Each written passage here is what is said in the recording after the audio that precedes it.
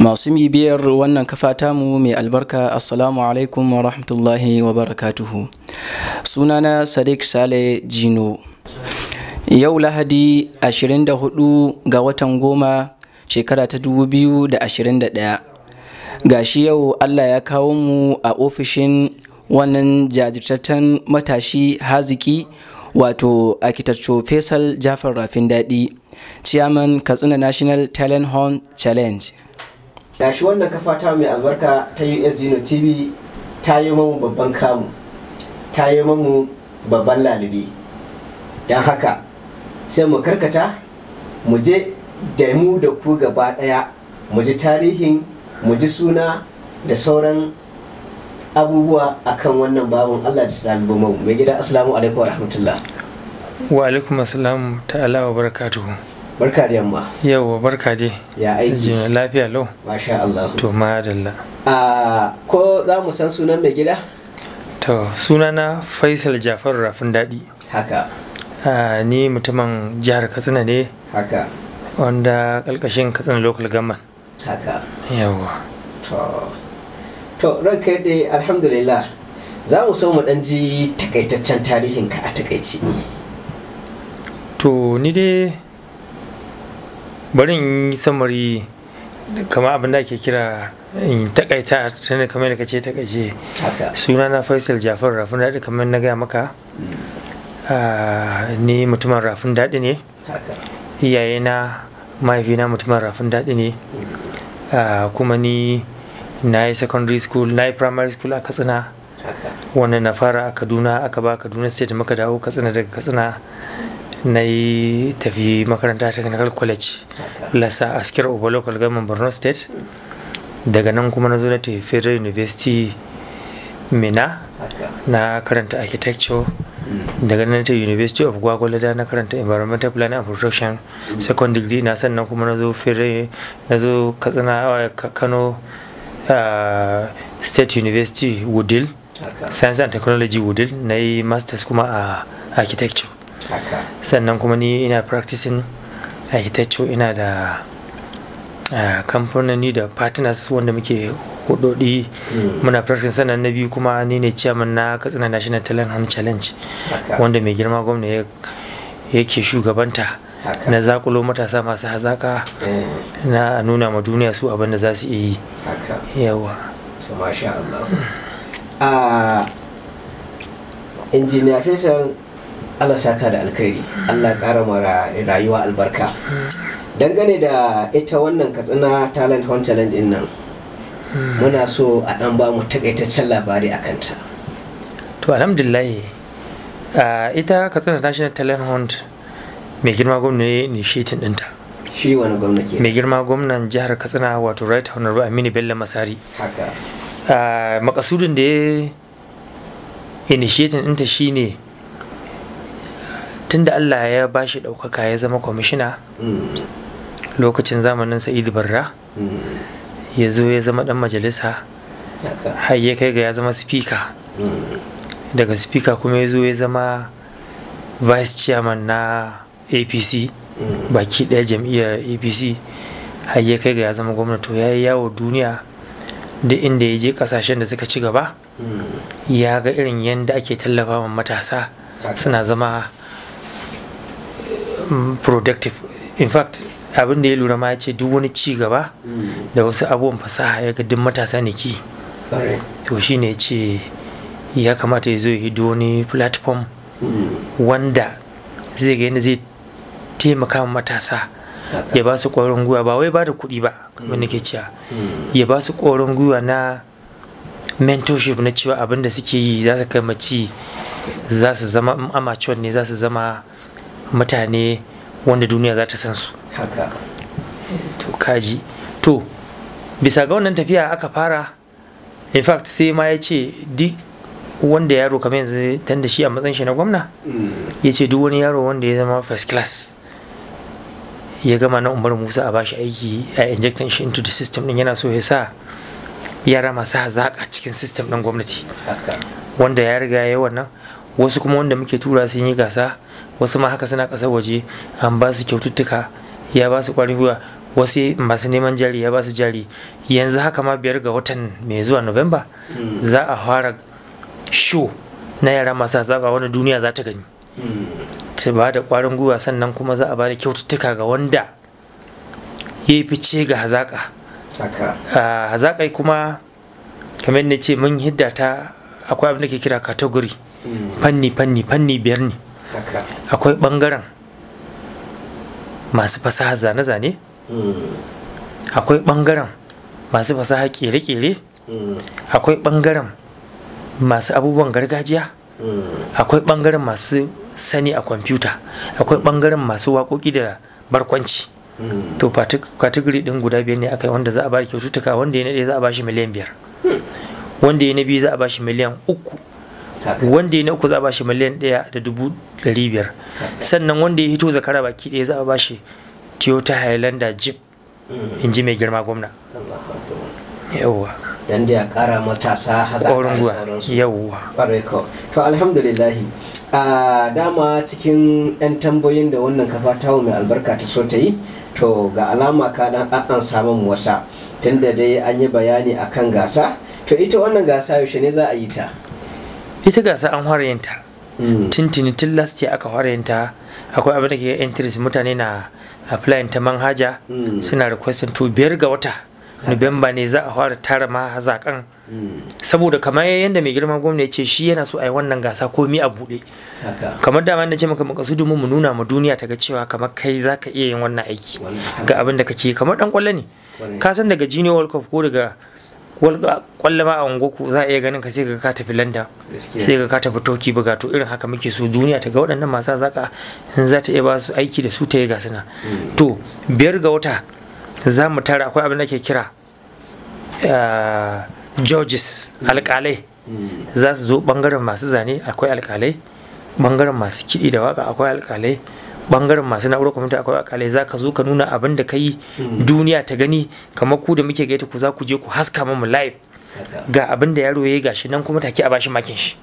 Saboda a hannun wannan mu ba da ƙwarar duniya ta gani, kuma ba karibin da mu wanda ya huta. Ba wai za mu je mu ajiye ba daga bayan cire nan take za a ba daga wanda ya yi wannan, kai za ka shiga next stage, wannan zai shiga second stage. Gashi abin da za mu yi 5 ga wata za mu fara shine kama ranar Juma'a.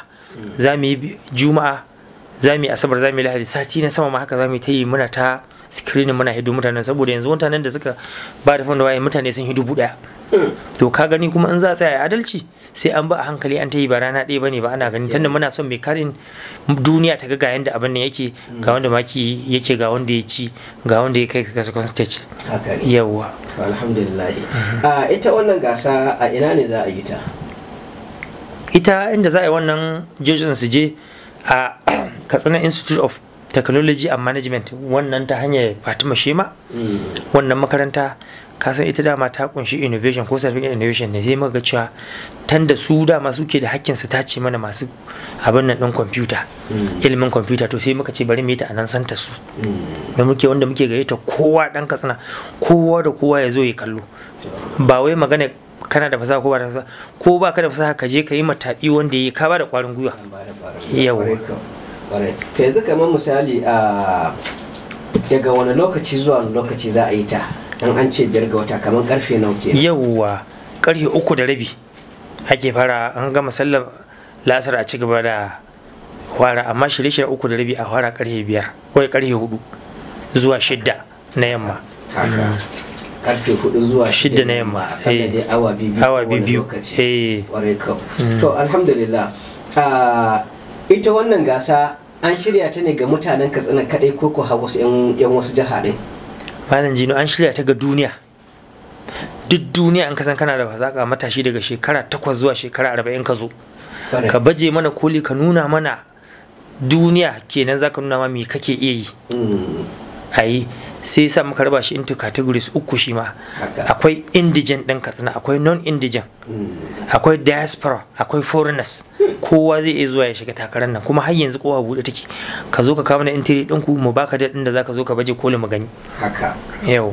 To akwai wani raɗe-raɗe da muka ji ko in ce abin da ya tabbata na quarter farm da aka yi na Katsina.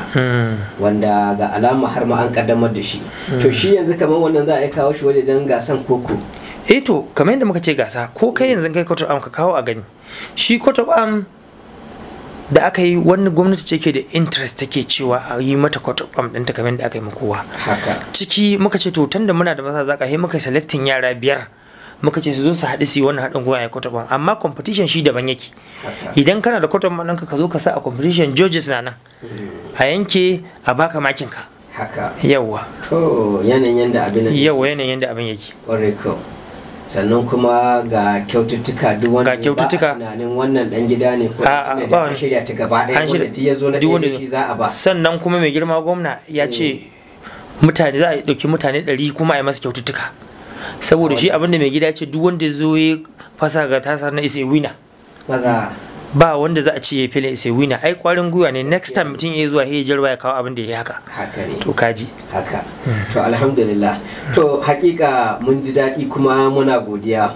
Sai a ƙarshe za mu so a ɗan yi wani irin kira za ka yi ga ainihin iyaye da sauran mu matasa akan mu tashi mu zage damtse akan ire-iren waɗannan abubuwa. To kira ga 'yan uwana matasa shine da matashin da ke Najeriya, Abuja, da matashin da ke Lagos, da matashin da ke South Africa, da matashin da ke London, da matashin da ke America, da matashin da ke Canada, da matashin da ke Katsina, duk ɗaya ne. Allah ya halicce mu da same kwakwalwa, ya danganta yanayin da ka bi da trainer. To kada wani abu mu matasa da muke Katsina abu ya girgiza ku. To dan kaga wani matashi na America ya inventin wani abu, wallahi ba yin kai ba. Jajircewa ce da dagiya da orientation. To duk abin da kuka ga wasu sun yi mu ma za mu iya yi. Ubangiji Allah subhanahu wataala ya halicce mu perfect. Yanzu jinoni da na karanta architecture ba wai ya nuna ni kadai zan yi architecture, zaka iya yi, ɗanka zai iya yi, wannan mai kyamaran zai iya yi, ba wani abin da ke gagarar dan adam. Allah ya halicce mu perfect. To kada mu girgiza, kada mu girgiza matasa. Na biyu kuma mu ɗauki challenge as an opportunity. Yanzu duk wani abin da za a ce maka challenge ne, ka ɗauke shi dama ce wadda za ka jajirce ka riba abin, ka ɗauke shi a legendary. So shawarar nake ba matasa kenan. Kuma kan mu dinga complain failure ne, da ka fara raki ka faɗi, ka sa ranka za ka iya yin wannan abin. Akwai wani mutumin da ya inventing din Sony Panasonic. Shi mutumin nan mutumin Japan ne, ina son labarin shi sai sa nake yawan ba labarin shi. A Japan da shi da matashi da kanin matashi suka fara inventing kamfanin nan. Ya zo har ya zama na kamfanin nan ya zama na $25 billion. Mutum uku. Sai aka zo aka tambaye shi aka ce waye aka ka zama successful kamfanin ka girma. Ya ce to bari ya bada secret din successful ba wai kana da duk wani abu ya zo ka dinga kokari ka jajirce ka san shi shine success. Wannan abin shine yabi kullun koha a bude take, ya bude koha ya bude kwallo shi yana diba me zai gani opportunity. Wanda kuma yanzu Allah ya ba mu sa'a mu dauki cellular phone din mu yanzu is a strong machine, babban machine ne wanda da ka bude shi zaka iya browsing ka ga me kenan. Yanzu jino ina neman gidan rediyon ka da nayi browsing na ce me amana wannan in dai ka shiga Facebook zai a bani. To sai mu aiki da wannan dama wanda ilimi da wahala samu yake yanzu ya zama sauki. Wannan wai da maka rena da kasa data ta naira 100 sai ka bincike abin da ke hora duniya kai kofin. To ina ƙara ba ƴan uwan shawara mu jajirce, sannan kuma kada mu sa kuɗi harko, quality first. Yanzu akwai wani yaro da yake yin mashin a nan garin, ya kera mashin dai shi ya fara invention din mashin nan. Na zo na ce mishi ka dage kakkai tsammanin me za a baka fiye da ba, ka yi abubuwan da duniya za ta gani ka gani. Gashi ne yanzu duniyan shi ake mun sani manjar da waje da duk mai nema na tare da samu. Alhamdulillah. Masha Allah. Ita wannan gasa ga maza da mata duk an ba kowa. Maza da mata, student da wanda ba student ba, kowa ya zo ya shiga. Kowa ya zo ya shiga. Yawwa. To kamar misali yan kallo wanda ake kaman za a biya wani abu. yan kallo za su zo, abinda dan kallo zai zo ya duba saboda show ne, dan a bada kwarin gwiwa da mutanen da ke aiki maka ce za mu sa ticket da dan abu kaɗan mutum ya biya, dan a samu dan abin da za a samu ana sallaman masu security da masu aiki, dan dole mun sa security sai mun yi abin nan. Is a very expensive project ne, amma mun jajirce za mu saboda ci gaban matasa. Yawa to alhamdulillah. Jama'a masu bibiyar wannan kafa tamu, a daidai wannan lokaci ne muka kawo ƙarshen wannan hira tamu da wannan bawan Allah, wannan haziki, wannan jajirtaccen ɗan namiji a cikin garin Katsina. Don haka sai a yi ƙoƙari a jajirce a wajejen wannan gasa. Ni ma insha Allahu ta'ala zan sanya tawa gasar, mu ga abin da Allah zai yi. Assalamu alaikum wa rahmatullahi wa barakatuh.